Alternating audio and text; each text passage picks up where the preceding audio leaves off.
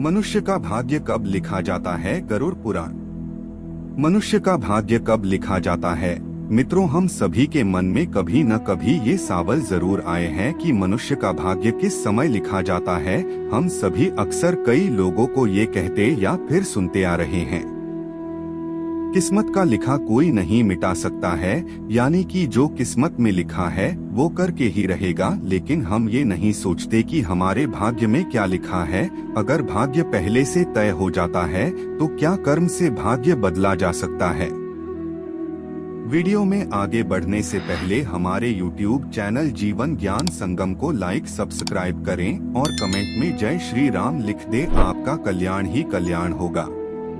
इस संसार में कर्म को मानने वाले लोग कहते हैं कि भाग्य नहीं होता है, और भाग्य वाले लोग कहते हैं कि भाग्य में जो लिखा है वही ही होगा। अर्थात कर्म और भाग्य, ये दो बिंदुओं के दूरी पर व्यक्ति घूमता रहता है और एक दिन इस दुनिया को अलविदा कहकर चला जाता है। ईश्वर ऐसे सोचता है कि इसे राजा बनाना है या दरिद्र होना है।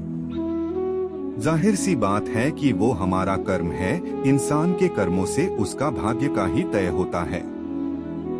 इंसान को कर्म करते रहना चाहिए, क्योंकि कर्म से भाग्य का लिखा बदला जा सकता है। मनुष्य का भाग्य कब लिखा जाता है?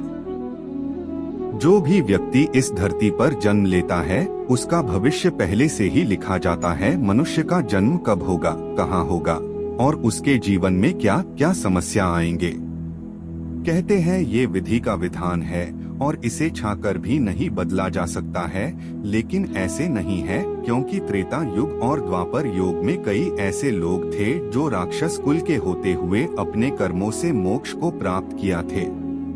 इसी प्रकार हर प्राणी का भाग्य पहले से ही लिखा होता है। हम सभी इस सृष्टि में हो रही नाटक के छोटे छोटे पात्र हैं, जिनका जन्म किसी न किसी उद्देश्य से इस संसार में हुआ। लेकिन इस कलयुग में ये भी पूर्ण सत्य नहीं है। आपका भाग्य आपके कर्म पर आधारित है। अब दोस्तों, आपने ये कहावत तो सुनी होगी कि आप जो बोते हैं वही पाते हैं। अगर आप अच्छे और नेक काम करते हैं तो आपके साथ हमेशा अच्छा ही होता है। लेकिन अगर आपने जीवन में हमेशा बुरे काम ही किए हैं, संभवत इसका दुष्प्रभाव आपको इसी जन्म में देखने को मिलेगा। अपना भाग्य को कैसे बदलें? अपना भाग्य को बदलने के लिए भगवान को याद करते हुए अपना कर्म करते रहना चाहिए, जिससे आपकी किस्मत चमकने की संभावना बनी है। हम कर्म योग के पुरुष और इसका प्रबंधक मान है, इसलिए हमें अपनी कर्म निरंतर सही दिशा में करते रहना चाहिए और बाकी का काम हमारे भगवान खुद देख लेगा। यानी बिना कर्म किए हमें जीवन में कुछ भी नहीं मिल पाता। इसलिए हमारे धर्म ग्रंथों में धर्म कर्म और पुण्य कर्म करने की प्रेरणा दी गई है, क्योंकि यही एकमात्र रास्ता है जो हमें जन्म और मृत्यु के चक्र से बाहर निकाल सकता है।